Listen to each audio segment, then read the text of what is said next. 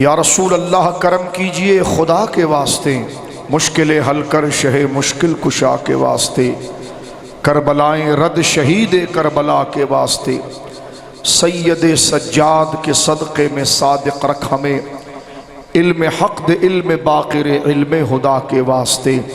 کیا بات رضا اس چمنستان کرم کی، زہرا ہے کلی جس میں حسین اور حسن پھول۔ اللہ کی حمد و ثنا نبی محترم نبی معظم باعث تخلیق ارض و سما صلی اللہ علیہ وآلہ وصحبہ وبارک وسلم کی بارگاہ مقدسہ میں انتہائی محبت و عقیدت کے ساتھ درود و سلام پیش کرنے کے بعد تمام تعریف اللہ وحدہ لا شریک کے لیے ہے۔ آج کی یہ بابرکت اور مقدس اور متبرک عنوان کے ساتھ شہدائے کربلا رضوان اللہ اجمعین کے مبارک عنوان کے ساتھ آج کی اس بزم کو معنون کیا گیا ہے۔ رب کریم اپنے فضل و کرم سے اس بزم کو اپنی بارگاہ میں شرف مقبولیت عطا فرمائے۔ تمام اہل علاقہ فتح جنگ کے تمام بزرگ لوگ، نمازی، طلباء، اہل محلہ، اللہ رب العالمین اس بابرکت ذکر جو اہل سنت و جماعت کا شعار اعظم ہے، محبت اہل بیت اور تعریف اہل بیت، بحمد اللہ تعالی اس عنوان سے جو آپ نے یہ ترجمانی کی ہے، اللہ رب العالمین تمام بزرگ بچوں دوستوں کو اس کا اعلیٰ اجر اور اعلیٰ جزا عطا فرمائے۔ بالخصوص حضرت علامہ مولانا مجاہد اہل سنت حضرت قبلہ علامہ ذوالفقار حیدری صاحب قبلہ دامت برکاتہم العالیہ کہ جن کی پہ ہم کوشش اور جن کی خوبصورت فکر پر یہ آج کی بزم منعقد ہے، اللہ رب العالمین حضرت علامہ حیدری صاحب دامت برکاتہم العالیہ کو اس پر بہترین جزا عطا فرمائے، اور جو آپ حق کے مشعل کو اٹھا کر اس ظلمت اور اس اندھیرے دور کے اندر اپنے علاقہ کے لوگوں کو حضور سید عالم صلی اللہ علیہ وسلم کے اس نور اور روشنی اور اس پیغام کی طرف قرآن و سنت کی اتباع میں لے کر چل رہے ہیں، اللہ رب العالمین علامہ حیدری صاحب کے معاون و مددگار اور آپ کے دست و بازو تمام نوجوان بزرگوں کو بے بہا برکت عطا فرمائے، اور ختم نبوت کے تحفظ کے لیے جو جد و جہد آپ فرما رہے ہیں، اس عظیم کاز پر اللہ رب العالمین ذرائع مسخر فرمائے اور عافیت عطا فرمائے۔ اس دارالعلوم کو اللہ برکت عطا فرمائے، اس مسجد کے منبر و محراب کو رشد و ہدایت کا مرکز اللہ رب العالمین صبح قیامت تک رکھے۔ حضرت علامہ مجاہد اہل سنت، محقق اہل سنت، مصنف کتب کثیرہ حضرت علامہ مولانا مفتی فدا رضوی صاحب قبلہ دامت برکاتہم العالیہ، اہل سنت و جماعت کا ایک بہت بڑا نام، تحقیق میں، تدریس میں ایک اونچا نام، حضرت تشریف فرما ہے، اللہ رب العالمین حضرت کو صحت و سلامتی عطا فرمائے۔ آپ کے اسی ادارے سے وابستہ اہل سنت و جماعت کی قدور شخصیت، یقیناً ہر غیور سنی عالم کو ان پر فخر ہے، محقق اہل سنت استاذ العلماء حضرت علامہ مولانا مفتی داؤد رضوی صاحب قبلہ دامت برکاتہم العالیہ، آپ تشریف فرما ہے، اور کثیر تعداد میں جید، مخلص اور معتبر اور معتمد علماء کرام رفیقان ملت تشریف فرما ہے، کثرہم اللہ۔ میں تمام کی خدمت میں سلام عقیدت پیش کرتا ہوں۔ میرے دوستو بزرگوں، تمہید میں اپنے تمام بزرگوں کا شکریہ ادا کرنے کے بعد آج کی یہ بزم جو حضرات اہل بیت اعظام کی محبت میں اور خانوادہ رسول کو سلام پیش کرنے کے لیے شہدائے کربلا کو اس عظیم ہمت اور قربانی پر خراج تحسین پیش کرنے کے لیے اہل سنت و جماعت قدیماً حدیثاً یہ طریقہ رہا ہے کہ اہل بیت کا ذکر ہر سانس ہمارے نزدیک عبادت ہے۔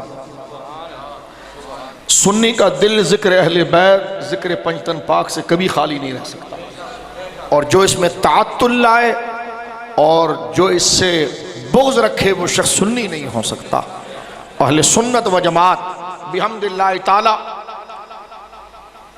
اپنے اکابر کی تعلیمات جو قرآن و سنت سے ثابت شدہ ہے، قرآن مجید نے جو خانوادہ رسول صلی اللہ علیہ وسلم اور حضرات صحابہ اکرام کے مقام و مرتبے کو بیان کیا، حضور سید عالم صلی اللہ علیہ وسلم کی متواتر روایات جو صحابہ اکرام کی قدر اور اپنے خاندان کی قدر پر آتی ہے، اس کو بیان کیا جائے تو وہ تو ایک ایسا وسیع سمندر ہے کہ ہماری زبان میں وہ گرفت نہیں ہے کہ ہم اس کا احاطہ کر سکیں۔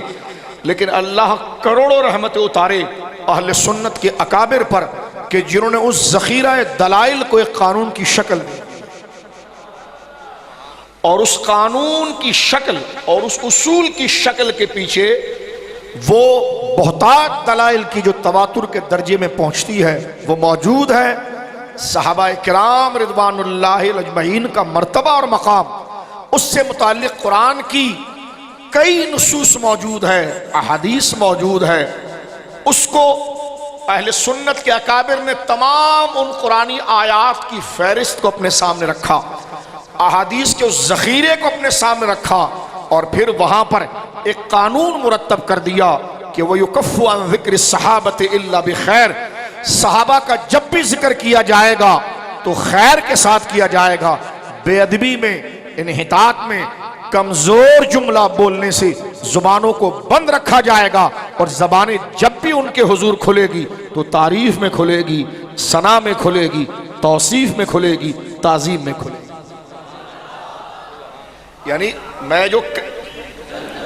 یعنی جو بات میں آپ سے کرنا چاہ رہا ہوں ذرا غور کیجئے، یعنی ان ہستیوں کا مقام اگر ہم دلائل کے ضمن میں ذکر کریں تو ایک نشست نہیں، کئی نشستوں میں نصوص بھی نہیں پڑھی جا سکتی، چہ جائے کہ اس کی شروحات، اس کے نکات اور اس کے مباحث وہ تو دور کی بات، صرف قرآن کی آیات جو خانوادہ رسول اور صحابہ اکرام کی عظمت پر ہے اس کو اگر بیان کریں تو ایک طویل وقت، اور ذخیرہ احادیث میں امہات الکتب اور بعد کی کتب میں اگر ہم دیکھیں تو دفتر کے دفتر ناکافی ہو جائیں گے۔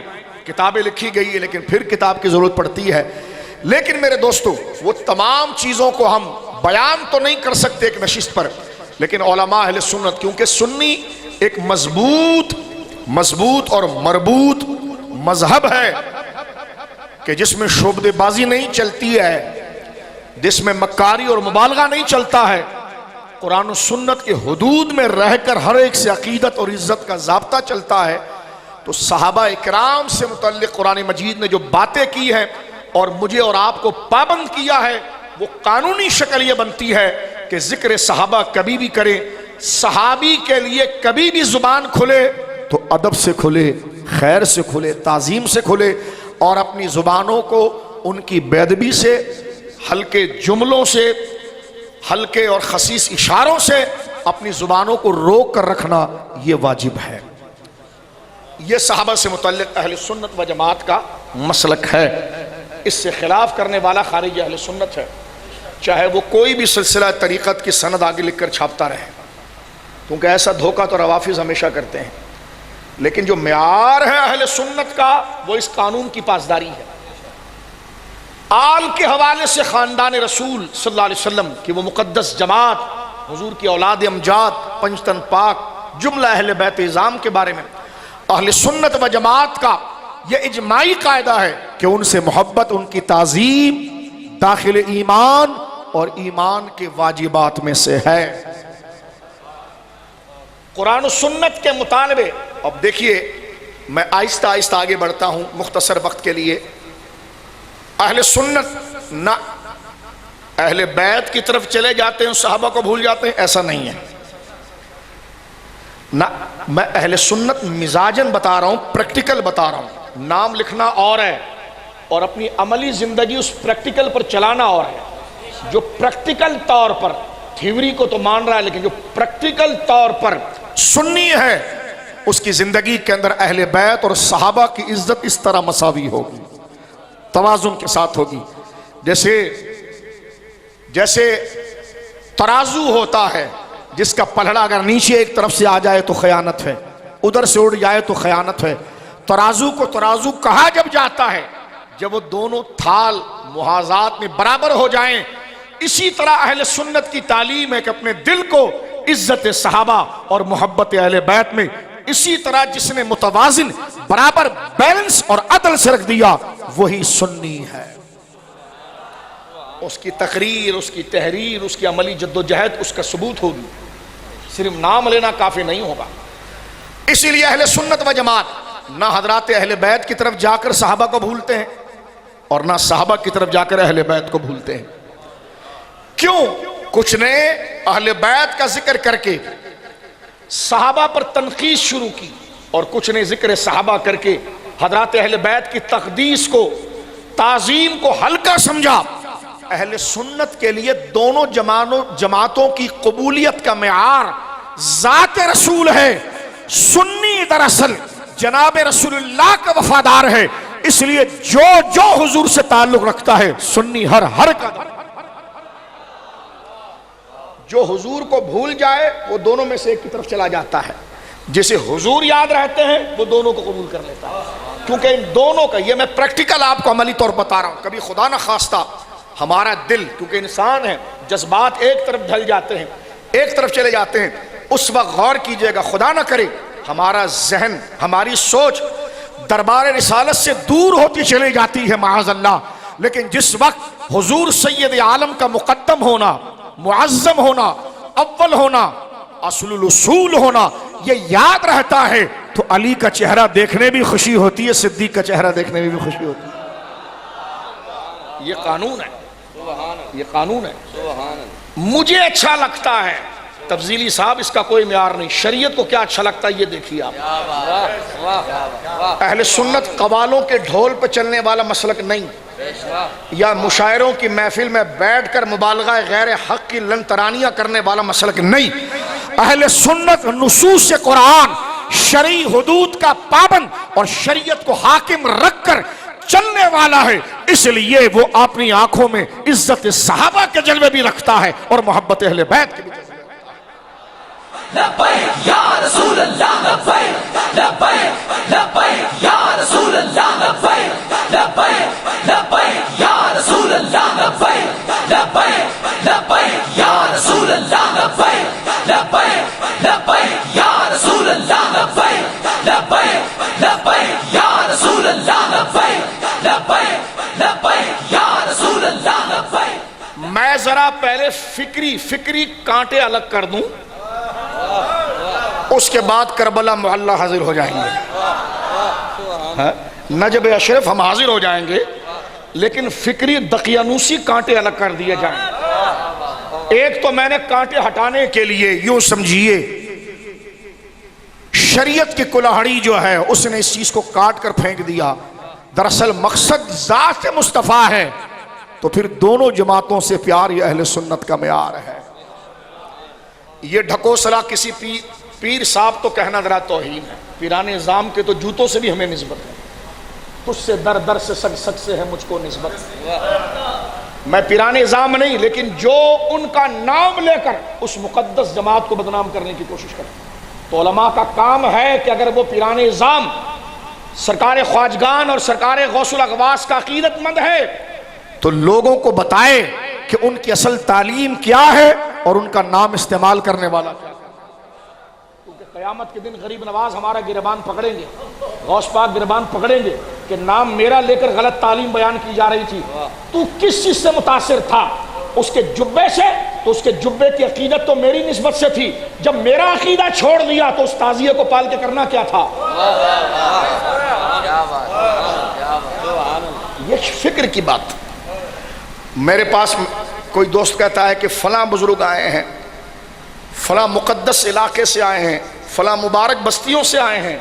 میں کہتا ہوں وہ بزرگوں کا عقیدہ لے کر آئے ہیں، کیونکہ ہم تو نسبتوں کے غلام ہیں. امام اہل سنت رضی اللہ تعالیٰ تجھ سے سگ سے، تجھ سے در سے سگ سے ہے مجھ کو نسبت.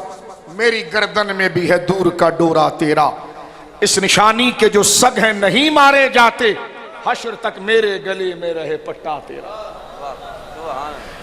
لیکن کسی بزرگ جگہ سے آنا یا بزرگوں کی اولاد ہونا شرف ہے، مقام ہے، عزت ہے. ان کے لیے رتی برابر بھی تنقید ذہن میں لانا خدا کی رحمت کو دور کرنا ہے، اور الغیاذ باللہ اللہ کی بارگاہ میں گویا کہ قصوروار بننا ہے. لیکن امانت کا بھی کوئی تقاضا ہے کہ کسی بزرگ کی اولاد ہو وہ تشریف لے آئے، کسی مقدس بستی علاقے وطن سے آئے جس کو نسبت کسی اللہ والے سے ہے، تو پہلے یہ دیکھو کہ جس کی وجہ سے نسبت ہے اس کے عقیدے کو چھوڑ دیا یا رکھا ہے۔ اس میچورٹی اور اس سنجیدگی کا نام اہل سنت ہے، اس سنجیدگی کا نام اہل سنت ہے۔ ایک بات یہ بھی ذکر کی جاتی ہے کہ بھائی یہ آپ نے ذکر اہل بیت میں صحابہ کا ذکر کہاں کر دیا؟ تو میں نے کہا دجال یہ بات آپ کو کس نے سکھائی؟ کیوں دجل اہل سنت میں گھسڑ رہے ہو کہ یہ اہل بیت کے ذکر میں صحابہ کا کیا مقام ہے؟ میں نے کہا تیرے نام کے نعرے اسٹیج پر لگ سکتے ہیں، تیرے نام کا اشتہار لگ سکتا ہے، تیری تنظیم کے لوگ تیری واہ واہ کر سکتے ہیں، مولا علی کا جگر جس کی یادوں سے ٹھنڈا تھا ان کا ذکر کرنے سے مولا ناراض ہوگا؟ ہم آج کے جلسے میں اس فکر کو مستعد کرتے ہیں اور اہل سنت کے اس گلشن میں ان گھس بھیٹیوں کو ہٹاتے ہیں اور بتاتے ہیں یہ تخریب کاری اور یہ باطل نظریات انجیکٹ نہیں کیے جائیں گے۔ تو مجھ سے پوچھو اتنے جلال میں کیوں بات کر رہے ہو؟ میں نے کہا اس لیے کہ حسینیت کا پیغام یہی ہے، سچائی کا پیغام ہے۔ حسینیت کو جب بیان کرو گے تو باطل کو پہلے سامنے کھڑا کرنا پڑے گا جب آپ کو، تو لہذا حسینیت تو پوری زندگی کے لیے ہوتی ہے۔ لہذا یہ بات کہنا کہ ذکر اہل بیت ہو تو صحابہ کا ذکر نہ کرو، ایسے پیر کی بیعت ہی جائز نہیں ہے۔ اور جو یہ کہے کہ صحابہ کا ذکر ہو اور اہل بیت کا نہ ہو، ایسے بندے کے پیچھے نماز کون پڑھے؟ جو یہ کہے دونوں مصطفیٰ کی آنکھوں کی ٹھنڈک ہے، بھائی دونوں کا ذکر کرو، وہی مرشد ہے، وہی امام ہے، وہی مقتدا ہے۔ لبیک لبیک لبیک یا رسول اللہ، لبیک لبیک لبیک یا رسول اللہ، لبیک لبیک لبیک یا رسول اللہ، لبیک